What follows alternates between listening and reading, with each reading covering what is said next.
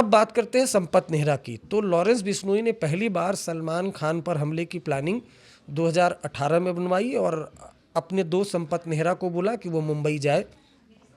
संपत नेहरा मुंबई जाता है। सलमान खान जो जो रहते हैं जहाँ पर, वो गैलेक्सी अपार्टमेंट पर रहते हैं। संपत नेहरा जाता है, गैलेक्सी अपार्टमेंट की पूरी रेकी करता है, लेकिन संपत नेहरा के पास लॉन्ग रेंज का जो वेपन है, जो हथियार है, वो नहीं था, क्योंकि जो सलमान खान का गैलेक्सी अपार्टमेंट है, सड़क है, सामने समुंदर है, लॉन्ग रेंज का वेपन नहीं था। इसलिए संपत नेहरा वापस हरियाणा आता है।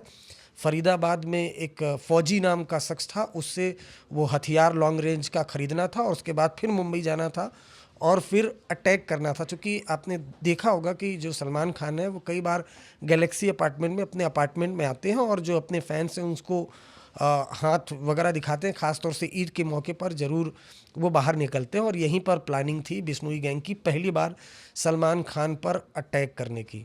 उसके बाद संपत नेहरा फरीदाबाद आता है लॉन्ग रेंज का वेपन खरीदने के लिए, लेकिन हरियाणा पुलिस उसे गिरफ्तार कर लेती है और मुंबई पुलिस को इस बात की जानकारी देती है। दूसरी बार जो प्लानिंग है वो सलमान खान पर अटैक करने की बनती है। साल 2020 की बात है। सिद्धू मूसावाला का जब मर्डर हुआ था, मुमकिन है उसके कुछ दिनों की बात है।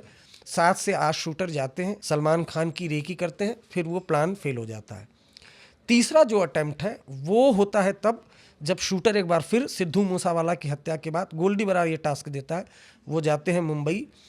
मुंबई में जो सलमान खान का फार्म हाउस है पनवेल, उसकी प्रॉपर रेकी की जाती है। यहाँ तक कि जो शूटर हैं वो पनवेल के आसपास किराए का कमरा लेते हैं, प्रॉपर रेकी करते हैं।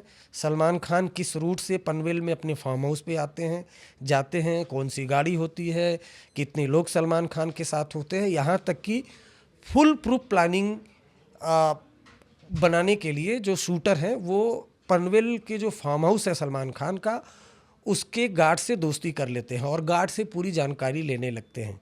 लेकिन उसके पहले ही इस प्लान की भनक दिल्ली पुलिस को लगती है, मुंबई पुलिस को लगती है और उसके बाद प्लान फेल हो जाता है।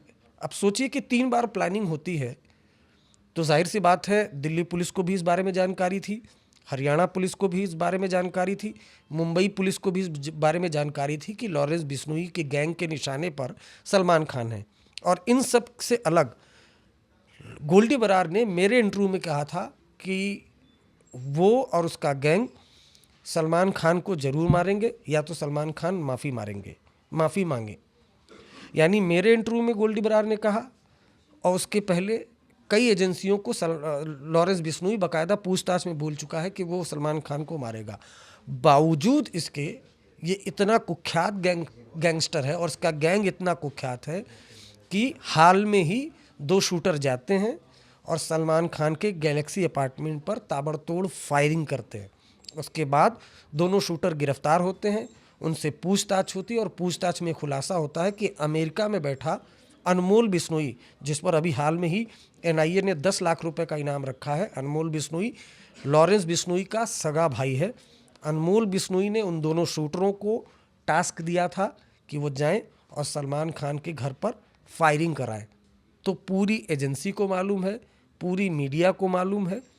साबरमती जेल में गुजरात के लॉरेंस बिश्नोई बंद है और उसके शूटर सलमान खान पर अटैक करने में कामयाब हो जाते हैं। यानी इनका नेटवर्क कितना तगड़ा है और ये कितने कुख्यात हैं कि जिसको बोलते हैं उस पर ज़रूर अटैक करते हैं।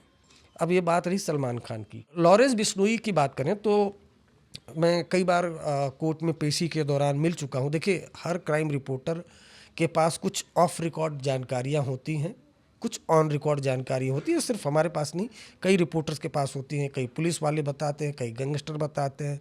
मैंने खुद ने लॉरेंस बिश्नोई गैंग से जुड़े कई लोगों से बातचीत की। इसी एपिसोड में जो लेडी डॉन अनुराधा है, जो कभी अनंगपाल गैंग की मेंबर हुआ करती थी, फिलहाल उसने लॉरेंस बिश्नोई गैंग के ही एक कुख्यात गैंगस्टर संदीप उर्फ काला जठेड़ी से शादी कर ली है।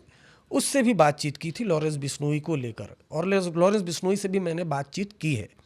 लॉरेंस बिश्नोई की बात करें तो फिलहाल वो ब्रह्मचारी का जीवन जीता है, अन्न कम खाता है, सुबह दही पीता है, ये सारे उसके रूल्स हैं।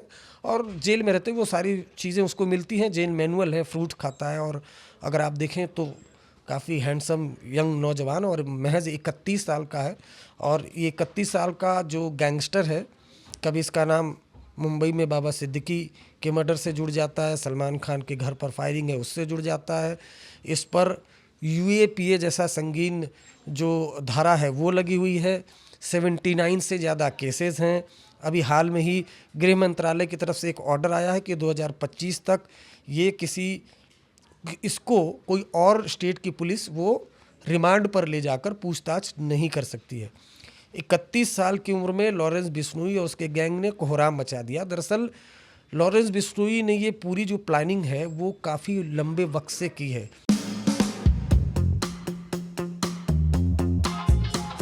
तो एक तरफ से अंग्रेज अटैक कर रहे हैं, एक तरफ से पुर्तगाली करेंगे और एक तरफ से राघव दादा के साथ जो लॉयलिस्ट है वो करेंगे। तो तीनों तरफ, और उधर निजाम भी तैयार थे। तो ये था कि चारों तरफ से ये मराठे उस समय लड़ने की पोजीशन में नहीं थे। नेहरू जी ने पार्लियामेंट में एक स्टेटमेंट दिया था जिसमें उन्होंने कहा था कि जो लोग ऐसे पुर्तगालियों के शासन के नीचे रहते हैं उन लोगों की जिम्मेवारी है कि अपने इलाके को आज़ाद करें। टोटल कितने लोग थे जब ये अंदर घुसे लड़ने? अंदर घुसे तो 12-13 थे बस। हाँ, 12-13 थे मैक्सिमम। क्या सोच के घुसे कि 12-13 लोग आज़ाद करा लेंगे? पुर्तगालियों को लगा हम तो चारों तरफ से घिरे हुए हैं।